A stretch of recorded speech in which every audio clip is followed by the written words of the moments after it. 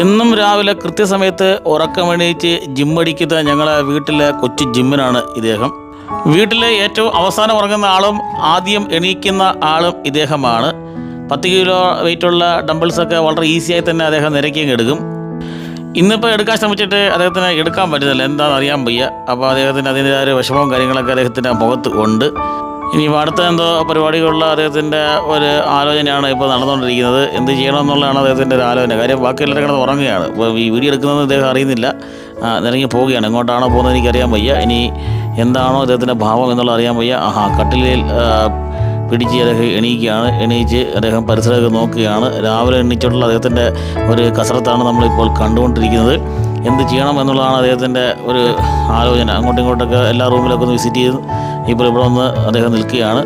അപ്പോൾ എന്താണ് അദ്ദേഹത്തിൻ്റെ അടുത്ത നീക്കം എന്നുള്ളതാണ് നമ്മളിവിടെ സസൂക്ഷ്മം ശ്രദ്ധിച്ചുകൊണ്ടിരിക്കുന്നത്.